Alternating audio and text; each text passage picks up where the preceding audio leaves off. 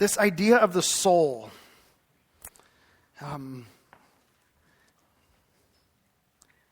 It's fascinating to me because over the past couple of weeks, I want to say this, that we started this series a couple of weeks ago, and those of you that maybe haven't been here for all of it or any of it, I encourage you maybe catch up at some point and listen.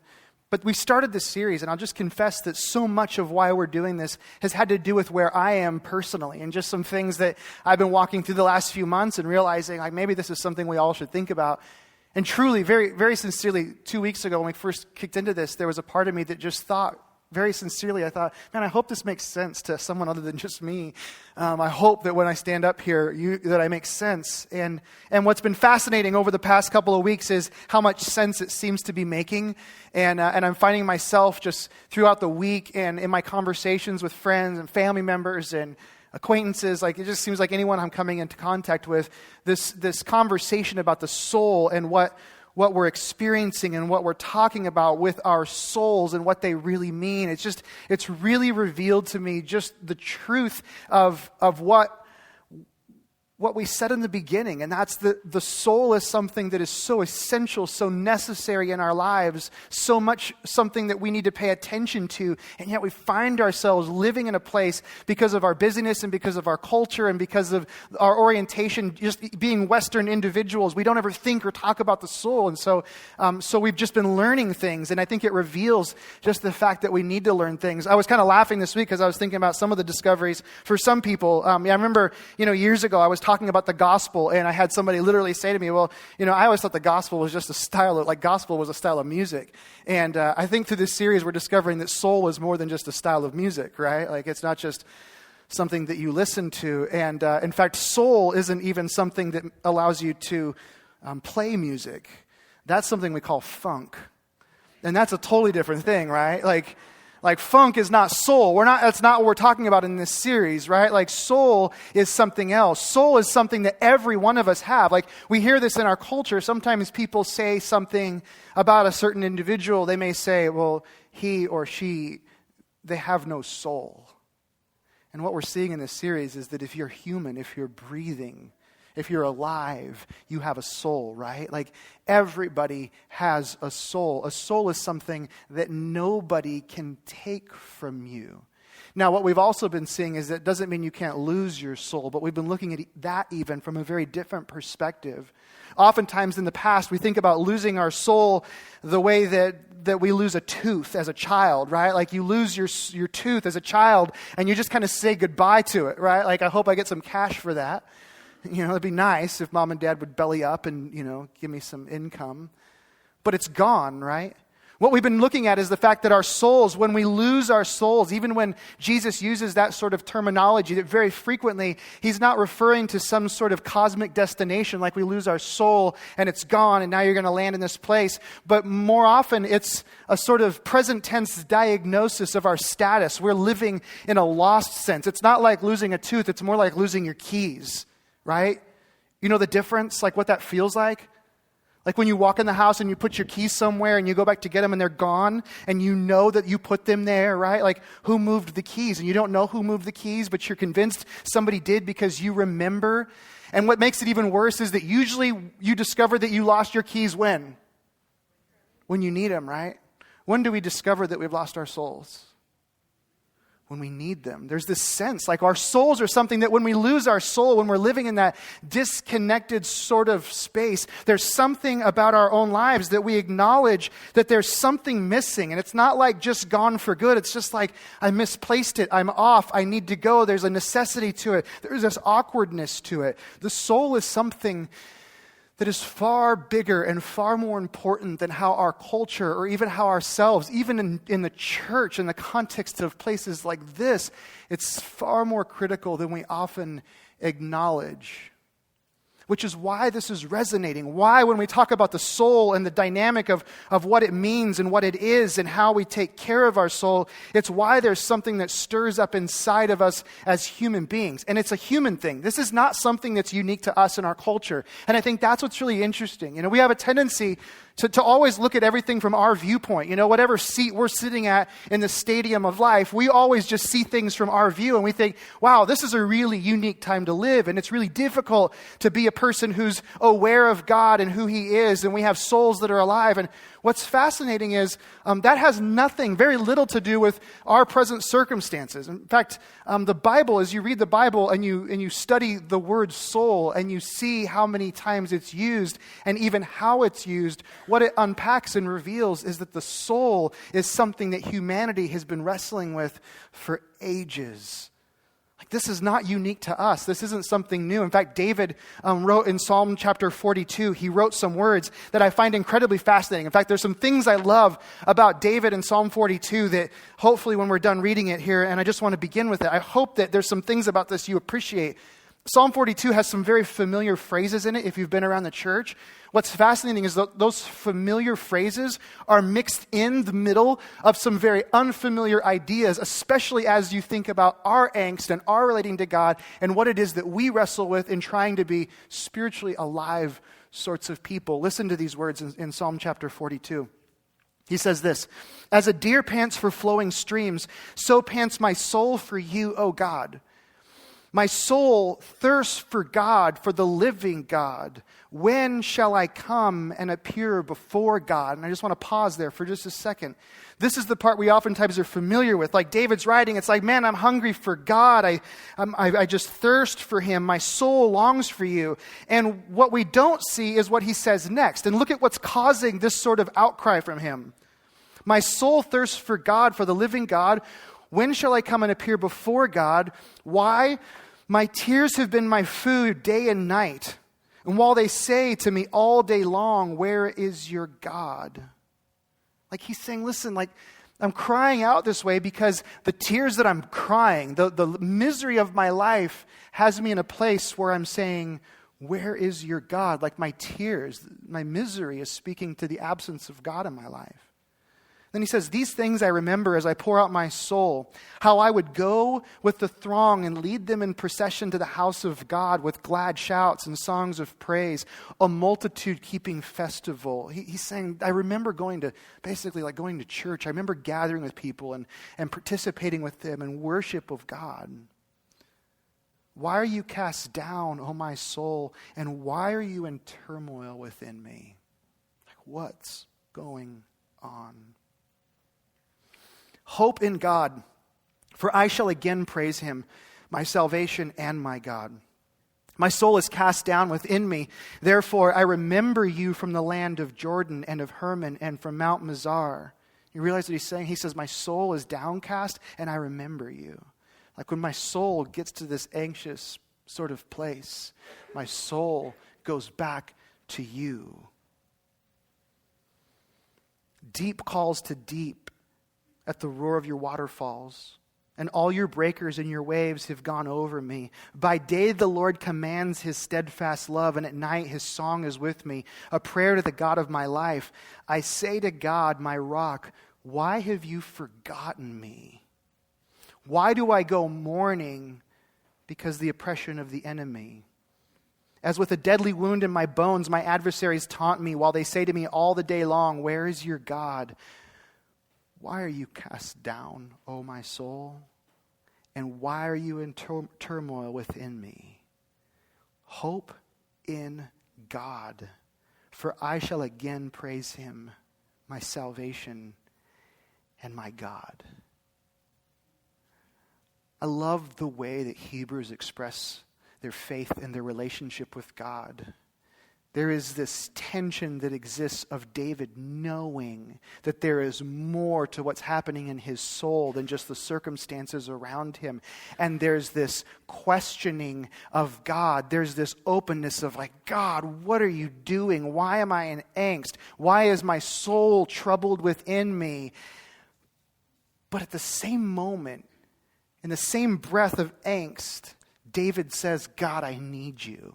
Like the fact that he's questioning, where are you, is not an expression of his lack of faith, but it's an expression of his desire because he knows that God is the one that will resolve this tension. This tension that exists in all of us. Our souls find themselves in turmoil. And the reason that we experience turmoil is really because of how our soul operates. And over the past couple of weeks, we've been talking at length about just the way that we're designed as human beings. We've talked about who we are and what the soul is. But I want to talk tonight very specifically about what your soul wants. I mentioned last week that we were going to talk about what the soul wants this week, and in the words of Christina Aguilera, next week, what the soul needs. What the soul wants, what the soul needs, and I'm not going to sing. I think I started to last week, but I'm done, right? But the soul wants certain things. And when we understand what the soul wants, it really begins to help give a way of understanding, a framework of unpacking why we experience turmoil in our life. Our soul wants three things. It truly desires three very specific things. And I want to talk about all three of them. And I just want to encourage you to maybe write some of these things down and take some notes, because they explain and help us understand so much of the life that we're living in. It's always surprising to me, and this really leads to the first thing that the soul's desiring. It surprises me some of the things that we say in our culture and what we're really saying underneath them. You know, we have these phrases, little things that we just kind of talk about with our friends or family members. And it's fascinating whenever you hear a phrase to think about what's really being said beneath it. It's interesting. Here's one that gets used all the time. When we say this, we say, I feel like my life is falling apart. Right? Anybody, you ever say that? Anyone ever say that? Like, anyone ever hear anybody say that to you? Like, I just feel like my life is falling apart. Whenever someone says that, there's like a little part of me, I look and think, what does that look like? Like, what does it look like for your life to fall apart? Like, I know what that looks like if it's my car. I know what that looks like if it's a project I'm working on. Like, I've seen things fall apart, but what does it look like for a life to fall apart, right? Like, what's going on? What are they describing when they say, man, my life's just falling apart? Or people say things like this. They say things like, I'm coming apart at the seams, right? Like, really? I didn't know we had seams, but if we did, what does this look like, right?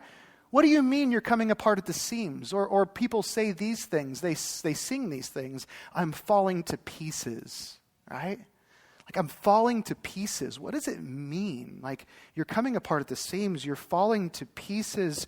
My life is falling apart. How about this one? I just can't seem to get myself together.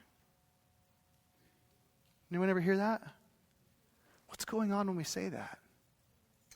I can't just seem to get myself together. Like, I've got all these parts of my life. Like, I've got friendships and relationships, and I got my job, and I've got, maybe I've got kids, and I've got maybe education. I've got all these pieces of my life. I've got desires and hopes and dreams, and it's like this, like what are we saying when we say this? There are other phrases, we know what it means. Like, there are things like this, things like when we say somebody's lost their marbles, right?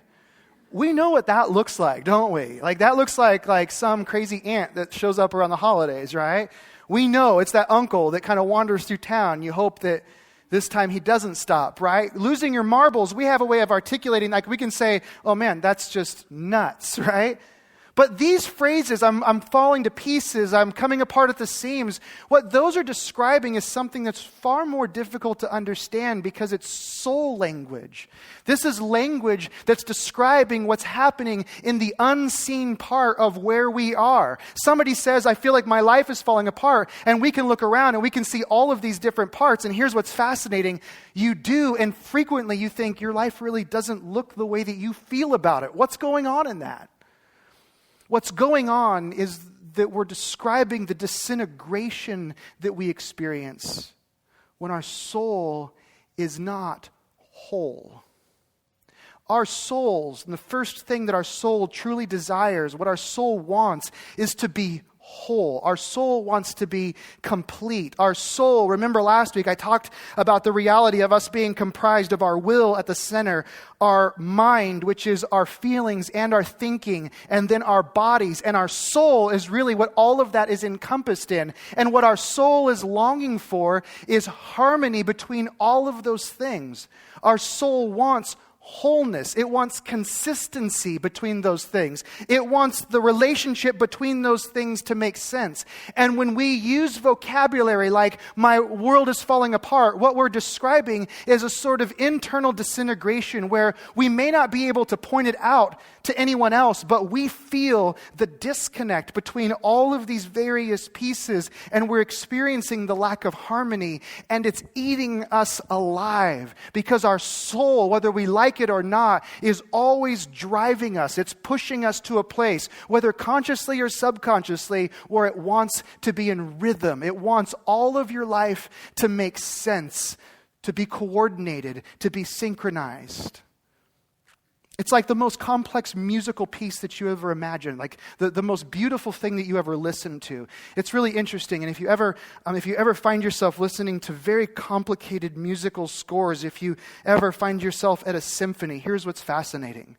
When you sit down and you listen to a symphony, what you hear is the whole, all of the parts working together in rhythm, synchronized, seamlessly. And most of the time, if you can stay awake, it's beautiful, right? Like, most of the time, if I hear that stuff, I fall asleep after like 4 minutes, right? But when you listen to it, it's beautiful, isn't it? There's this amazing musical piece that's in front of you, and you think, this is so unreal. What's absolutely astounding is that whenever you remove one of those instruments from a symphony, and maybe you've been one of the people that's participated, or maybe you've had a child that practiced to be in one or whatever, whenever you remove one instrument out of that symphony and you listen to it on its own, it rarely makes sense, does it? I was talking to Adam before the morning service this morning, and I was talking about the drums, and I said, I hate it when people practice the drums, right? Like, how many of you know like you had a neighbor that had a drum set? Anyone? A brother or a sister that had a drum set? Raise your hand, right? How many of you, like, you had a drum set because some uncle hated your parents and bought you one just to punish them, right? Like, when people practice the drums, it's one of those things, you're just like, enough already. Like, the first 2 minutes, cool, you got a couple tricks. But on its own, the drums make absolutely zero sense. You're just like, what is going on here? You know, like, I don't even know. First of all, I'm not coordinated enough to ever play that. Like, that is the most confusing thing on the planet to me. But when it's on its own, it's even more confusing. It's like, what is this, right? The drums don't make sense. Can I get an amen to that, right? Until they all work together with the other pieces, right? And then there's this beautiful thing that comes together. Adam was telling me that he was practicing for this weekend, and his wife texted him while he was practicing, and she said, I'm about to gouge my eyes out. Because that's how it feels when we're out of rhythm, right? When our will is operating in a way that is inconsistent with what we believe to be true in our mind, it feels out of sync and it eats us alive, right? When our bodies go in a direction and we give in to our cravings and we hate the decision that we've made, we're experiencing a disintegration. We're experiencing a lack of congruity, of things not being the way that they were intended to be. Our soul is driving all of the time. Our soul is wanting us to be whole. It wants all of the pieces working together. Now, that has all kinds of implications on us. All kinds of implications. But this is why the psalmist wrote these words in Psalm 103. He said, "Bless the Lord, O my soul, and all that is within me. Bless his holy name." The soul is inclusive of all of life. And it wants all of life to make sense. And wholeness comes when our will is able to oversee and direct our mind. And when our mind, together with our will, can actually control the body. When things are working the way they're intended. That's wholeness. And we know what it feels like when it's not whole. Because we say things like, I'm coming apart at the seams. And we look at people that say that and we think, what do you mean? And I look at all the portions of your life and what are you saying? And we say, I don't know, just something doesn't feel right. And that's a lack of wholeness. And that's not all that our soul wants. Our soul also wants to be full. It wants to be whole. It wants to have this completeness, but it also wants to be full. Our soul wants to be satisfied. It drives us. It pushes us to experience this thing called satisfaction, right? Now, on a physical level, we know what this is like. We know what this is like, especially as it relates to hunger, right? When our stomachs are empty, we immediately have a response that says, your stomach is empty, you need to put something in it, right? Like most people don't need to be told to eat, right? Not after a certain age. Like part of being a responsible adult is that you don't have a to-do item on your to-do list every day that says eat, right? Because our body does a pretty good job of reminding us, right? It growls, it makes noises. We can actually, like, I will say this, the only time that we need to be told is when we get hangry, right? When we get so hungry, we get angry, and then we forget that we're hungry, and we just think we're angry, and there's some loving person in our life that says, would you please just eat, and we can talk about this later, right? That's the one exception, right? Every other time, our body says, you need to eat something, you need to put something in your stomach, you need to feel like you're full. There's something that tells you to eat, and then when to not eat. And our soul longs for that same feeling, that same experience. Our soul desires to push away from the table of life and feel satisfied. Like I don't need one more thing. Like I couldn't fit one more thing in. That's what our soul is longing for. This deep sense of satisfaction. The problem is this. No matter how hard we try, that satisfaction rarely comes. In the same way that our stomachs growl, our souls need, and our souls need more. We want more. And which is why we pursue more of so many things. We pursue more time, right? If I just had a little bit more time, then things would be better. I just need more time. And even when you get more time, you still want more time, right? We never have enough time, right? And so we buy calendars and spend money on gadgets and all these different things to try to leverage our time because we can never have enough time. The same is true of money, quite obviously, right? Like we never have enough money. And I know this is so cliche, but I'm going to say it because I think it's great to be reminded of it. I have never met anyone who got enough money where they finally just looked and said, I'm good, right? It doesn't happen. Like you can come to a place of contentedness and that's different. But most people, given the opportunity to have more money, we think, well, yeah, of course I want more money, right? Like why wouldn't I want more money? That's just an instant response for us living in our culture. There's never enough money. And no matter how much you have, you always want just a little bit more, right? You always have a reason to have a little extra. The same is true of relationships. We experience something in a relationship. We experience something good, something that's wonderful. And then we want more of that. We experience pleasure physically or sexually, and we think that's good. And so then we go pursue more of that. We ignore the law of diminishing returns, and we think if something was good at this level, then if I open it up and I experience more of it, it'll be just that much more satisfying. Or is it? See, so many categories of our life, we want more and more and more, and yet no matter how much we get, we never really seem to be satisfied, and it's because the soul needs at an endless level. The soul has needs that can rarely, if ever, be met through these means. See, we are limited. We are limited in so many capacities. We are limited in so many things. But the one area where you and I are not limited is in our desire. Like, there is nothing that stops us from desire. We're limited in our intellect. We're limited in our physical beings, in our bodies, in our strength, in our age, in our weaknesses. We're limited. We're limited in our energy. We're limited in our mortality. But there's one area where we are completely unlimited, and it's desire. We can want and want and want, and there is no limit to it. No limit. No one's stopping you. So what do? We look for things that will satisfy the soul. We want something to satisfy in the same way that food satisfies our hunger. We're longing for something that will satisfy our souls. Just give me something to make that feeling. And you know what that is, right?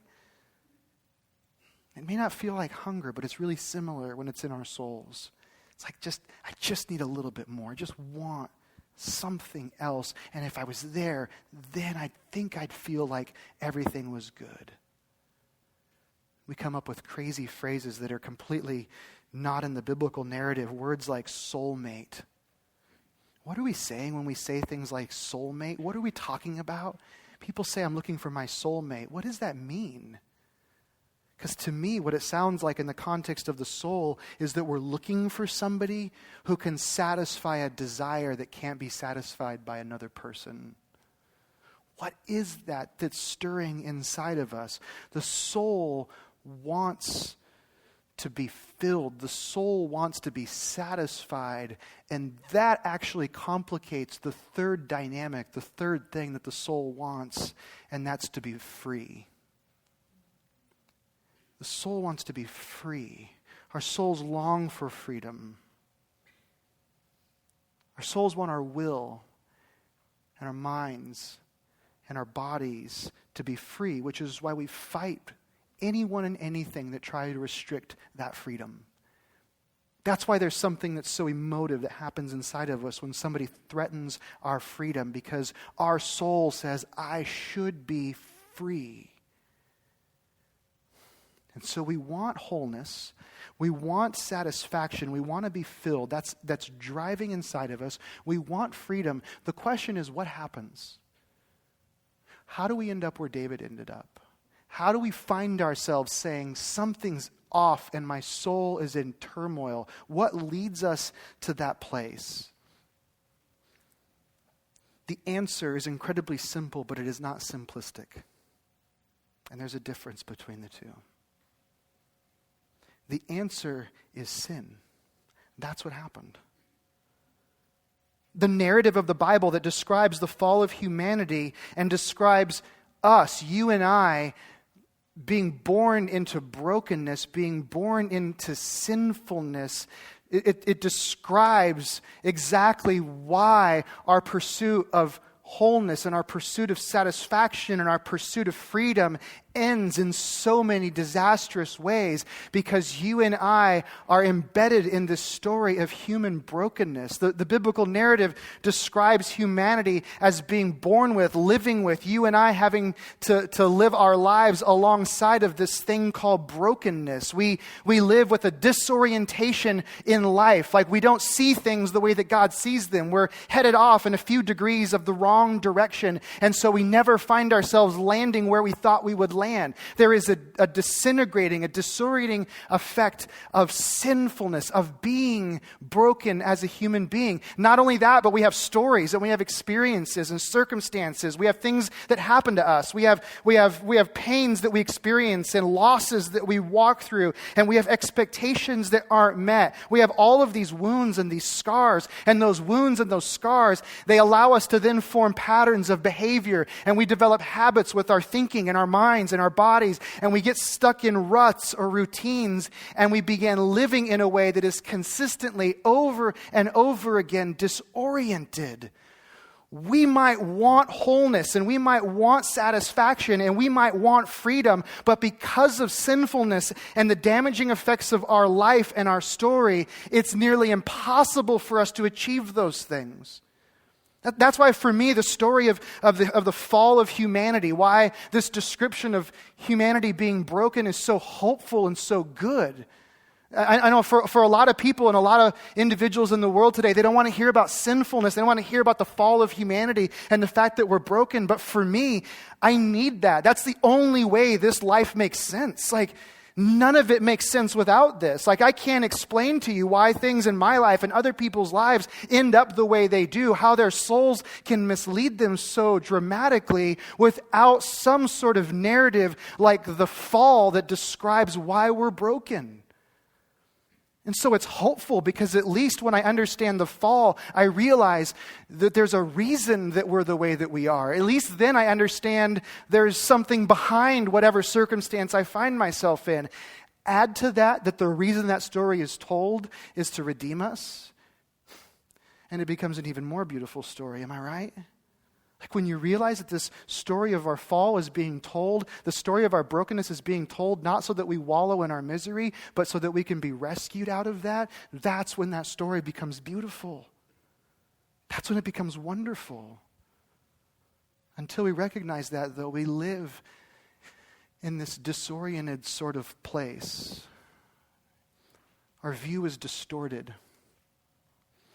James, who wrote one of the books of the New Testament, he actually wrote a letter to the church at Jerusalem. So the first Christians in Jerusalem and predominantly Jewish Christians in the city of Jerusalem.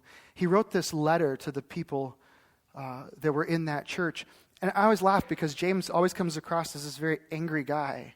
And I think he was just kind of to the point. Like I always picture he was from the East Coast. Like James was like a New York or a Boston guy, right? I don't think he was mad. Like I remember one time years ago, I was lost in looking for something in New York, and I asked this guy. I said, "Hey, do you have a second?" And he goes, "Yes, but only a second, so make it quick." And I just appreciated it. It was like, okay, I'm looking for this. And he gave me the direction. He said, "Have a nice day." And it was like, "See you later," And it was like, okay, right, like fist pound, move on. I love that honesty. James, I think, has that same sort of honesty. It's like, hey, I'm not here to make you feel warm and fuzzy. I just want to speak the truth to you. But James unpacks this reality of what we experience, this disorientation, this distortion of our souls, with a really interesting word. Listen to this. James chapter 1, verse 5, he starts off this way. I want to give you the context of it. He says, "If any of you lacks wisdom, let him ask God, who gives generously to all without reproach, and it will be given him. But let him ask in faith with no doubting, for the one who doubts is like a wave of the sea that is driven and tossed by the wind." I'm just going to pause, and I know for us in our culture, we think, if you doubt, question God at all, he doesn't respond. That's not what he's saying. He's saying when you ask in faith, there's an asking that you're saying, I'm reliant on God for his answers, and if I'm not, then I'm tossed around. I'm being blown like the waves on the ocean. The wind is moving me, and I'll unpack that more in just a second. But then he goes on in verse 7, he says, for that person, this is why he describes the tossing, that person must not suppose that he'll receive anything from the Lord. He's a double-minded man, unstable in all his ways. Really fascinating word. This is one of those phrases where you go, double-minded, what does this mean? And actually it means more than it appears on the surface even. In fact, he uses it again in chapter 4, verse 8. Listen to what he says here. He says, draw near to God, and he will draw near to you. Cleanse your hands, you sinners, and purify your hearts, you double-minded. This is that part where he's like shaking his finger at you, and you realize, wait, no, you're not angry. Like, he's not angry. He's just telling us the truth. But listen, draw near to God, and he draws near to you. That's true. Cleanse your hands, you sinners. You're broken. Like clean it up. And purify your hearts, you double-minded. There's that word again. Double-minded. The Greek word for double-minded is daisukos. In the first week of this series, we were describing the soul, and we said the Hebrew word for the soul is the word nephesh, and the Greek word for the soul, if anyone was really taking notes, is sukos. The word for double-minded is daisukos. What is dai? It's two, right? So it isn't double-minded. It isn't that you're thinking a few things that contradict each other. He's not talking about us having some sort of battle of the mind. Well, I think about these things, then I think about these things, and I shouldn't be doing this.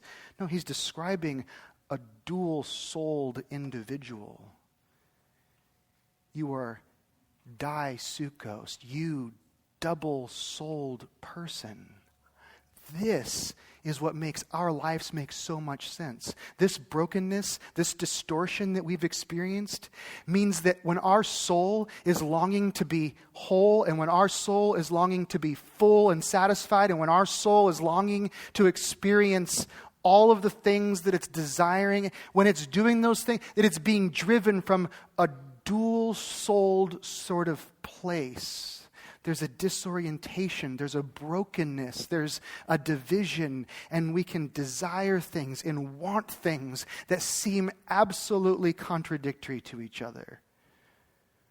So in our quest for wholeness, we have this sinfulness, this brokenness, this dual-souledness, and that means that we do things, we choose things trying to be whole. We choose things that actually disintegrate our lives. We do things with our bodies and with our minds, and we do things with our lives. We spend our energy spinning out in all these different directions, and we actually disintegrate our lives rather than bring integration and wholeness to them because we're double-minded. Our bodies pursue things that our minds and our beliefs deny. And if that isn't the case, then how do you describe this little thing that we called conviction, right? I mean, conviction is the evidence that this is what happens in us. And sometimes, again, conviction is one of those things we don't love to talk about in the world today. We even in the church, we've gotten to the point of saying, well, that sounds a lot like guilt, and guilt isn't good. Conviction's good, but guilt isn't, right? But conviction is this thing that we experience when we know we've just violated the wholeness, right? Conviction is that emotion, that sense, like something's off, like I know I shouldn't have gone there, shouldn't have said this, shouldn't have done that. Conviction is when we vow, we say, man, I just want to be a different person, I want to be more loving and kind, and then we lose our temper and we blow up and we think, what's going on? What's happening inside of me? There's that sense of conviction. We make choices with our body, with our resources, whatever it is, and there's that sense of, why do I keep doing these things? That's this thing called conviction. We long for wholeness, and we just find ourselves living in all these different places. And we do things and we say something to someone like, well, that's not who I really am. Well, who are you really? Do you ever find yourself doing that? Well, I did that, but that's not who I am. Why? Because we're living out of this disintegrated place. Our search to be filled, our pursuit of more time and more money and more wisdom, all of that leads to idolatry. You know what idolatry is? Looking for satisfaction, looking for fullness in anything, anyone other than God. That's the definition of idolatry.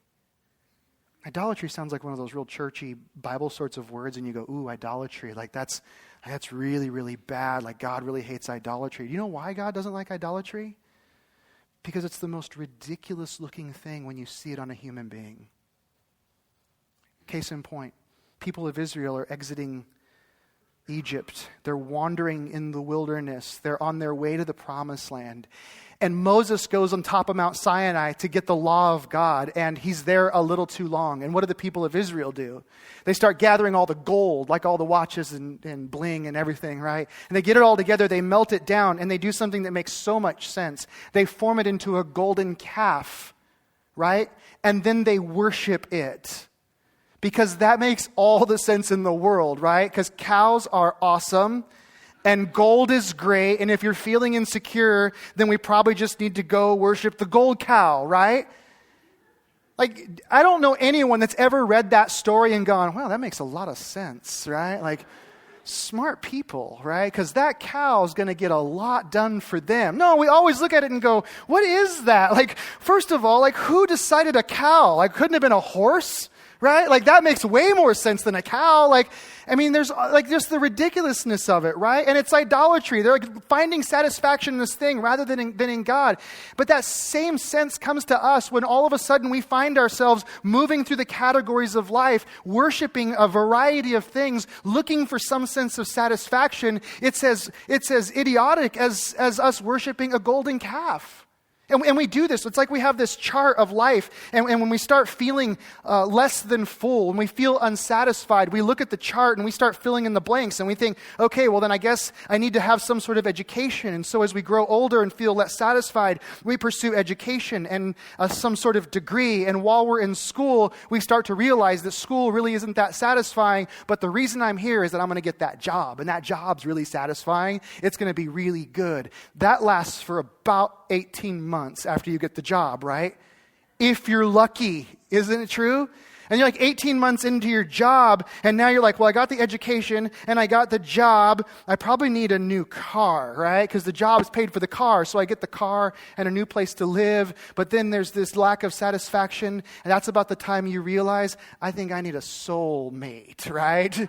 And so we go find a soulmate, because that soulmate's going to satisfy the longing of my soul. And it takes about 6 months to realize that doesn't do it. The job actually has more longevity than the marriage. So we have kids, because that makes all the sense in the world, right? We look at the list and we go, okay, well, I've got the house and the car and the job. So we get the kids, and that's just a whole nother mess, right? And so we muddle along for a while, and what do? I think I should get another degree, right? And so some of us go back to school. Some of us get a new job. Some of us get a new soulmate. Some of us wish we could get new kids. No, I don't ever wish that, right? No, but you know what I mean? Like we just start replacing, and we fill and we worship these idols, and we're never satisfied. And it looks absolutely ridiculous when you're on the outside looking in, but when we're on the inside, don't you know what this feels like? Maybe there's just this thing that if I had it, I'd be whole. And ultimately, that's what interferes with the final part of what our soul wants. And that's freedom. Because these idols, they bind us. They trap us. Listen to this, Psalm chapter 24. Again, the Psalms are riddled with the conversation of the soul. The psalmist writes this in verse 3. He says, "Who shall ascend the hill of the Lord, and who shall stand in his holy place? He who has clean hands and a pure heart," and then listen to this, "who does not lift up his soul to what is false, and does not swear deceitfully. He will receive blessing from the Lord and righteousness from the God of his salvation." You know what he's saying? He's saying there is something that happens that you can experience from God, a blessing that is not associated with some sort of prosperity or financial gain that we think of in the West, but there is a blessing, there is a rest, there is a freedom, there is a wholeness that comes from God. When an individual avoids, I love that phrase and that picture, when you avoid lifting up your soul to things that are false. Like offering it, like taking your soul and saying, here's my life, and we throw it at these things that are false. When you do that, when you give your soul to things that are false, you find yourself simply living in bondage. How much has our pursuit of freedom really resulted in freedom? How much has our unchecked desire ever really led us to a place where we went, oh man, I finally got it all? You can look through the Bible, you see people like Samson, and you just see it run rampant. King Saul in the Old Testament, you see his quest for power, it just wrecked his life. Like the rich young ruler walking away from Jesus. Like there's all these examples that we can think of in Scripture, but what about us in our life? What do we really get? Years ago, somebody really close to me, their life they were driving their life off a cliff. They were just leaving everything, leaving their family, leaving, just literally walking away from it all. And I was in a phone conversation with this person. And I just said, what are you doing? And he said, I just need to be true to myself. And in that moment, I had the wherewithal to say back to him, which self? Because you and I are dual-souled. The Apostle Paul describes it in a different way. He says there was an old flesh and a new flesh. There was an old self and a new self. And the question that I asked this person was, which self are you being true to? Which self are you listening to?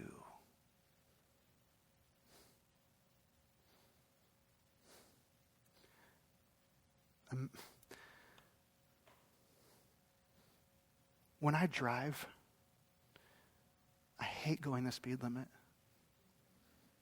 In fact, on the way here tonight, my daughters were getting upset with me. because I was just driving a little too fast. And I realize it doesn't make them happy, but it makes me happy to drive fast. My car likes it better when I drive fast. I like it better when I drive fast. Like everything about it. Like we're like 75, 80 miles an hour. Life is good, right? Life is good. Imagine me getting pulled over, right? I get pulled over. The officer walks up to the side of the car, says, "Can you explain yourself?" Can you imagine me just saying, "Listen, man, I gotta be true to myself," right? Like there's just something in me. Like I just gotta go. Like it just felt right? Like what would he say? Press hard, 3 copies, right? Like your soul says press hard and pay the bill, right? That's what it says, right? Or this is tax season, right? I hate to remind all of you this. It's tax season. All of you that are accountants, you already know this, but those of you that aren't, you're realizing it right now. And so we're going to pay our taxes. And none of us like to pay our taxes, right? Well, imagine you just decide not to. For this year and the next year, maybe a few more years, and then the IRS shows up at your door and they knock and they say, do you realize you haven't paid your taxes? And you say, man, I had to be true to myself. And myself just said there was something wrong with paying taxes. And all of your neighbors at that point are agreeing with you, right? Yeah, there's something that just feels wrong with taxes, right? None of us line up and say, oh man, give me more. But there's consequences. Here's what's fascinating. In all of the areas where we have unchecked freedom, in all of the areas where we can think about, do whatever we want, where our world, our government, our culture protects our ability to pursue those freedoms, we have things that we can pursue with absolute, total freedom. And they don't have anywhere near the consequences of driving a car or not paying our taxes. Except for when we're honest. Because how many of us can think about things that we are completely free to do, and it can wreck our career, and it can wreck our relationships, and it can disintegrate our life, it can embarrass our children, and we're completely free to do it. Be true to yourself. Think about it this way. How many things are we completely free to do that you find yourself struggling to stop doing? Habits, behaviors, things that really maybe some people would say they're not that big of a deal. And even though you're free, you know deep down you're not. I can't get over this, even though I'm free to do it. I don't want to be. See, we're talking about genuine soul freedom, real freedom. How do we experience that? We go back to where David was. In the middle of our angst, we acknowledge that God is the only one that can make us whole, the only one that can make us full and satisfy us. He's the only one that can give us true and genuine freedom. That's it. That's what Jesus is all about. When you look at the ministry of Jesus, the 3 years that he spent preaching publicly, over and over again, we have him making all of these statements like, I came that you would have life and life to the full. If the Son has set you free, then you are free indeed. My burden is easy, my yoke is light. Like there's all of this phraseology where Jesus over and over again, every time he's talking to a group of people, it's as if he's saying, you don't have to live this way. Like you don't have to live dual-souled. You don't have to live disoriented and disintegrated. You don't have to live empty. You don't have to do this. And over again, he's telling people, I came that you'd have life. There is life. You can do this. And then towards the end of his public ministry, he begins making more and more cumulative statements about what this is all about. And one of the ones I love is in Matthew chapter 22, verse 37, where he says, you shall love the Lord your God with all of your heart, with all of your soul, and with all of your mind. God is where this happens, which is why the gospel is so incredibly beautiful and so wonderful. Because the gospel literally tells us that we're broken. We are daisukost. We are split-souled. The gospel says you're so broken that your life is a disintegrated mess. but you're so loved that God has done something so that you don't have to live that way. And when you and I fully embrace the gospel, when you and I say, you know what, I'm gonna literally allow the narrative of my brokenness to help define my past and shape my future, we begin to experience freedom and fullness and a sense of wholeness in our lives. When we allow the gospel to really begin to sink in, when we really begin to understand the words of Jesus, then there's this liberation, and we find what David was crying out, God, you're the only one that can do this. Would you pray with me?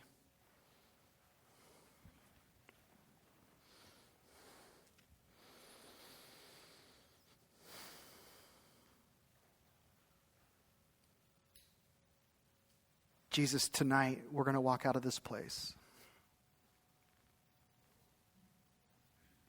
into a world that will consistently tell us that the means of wholeness,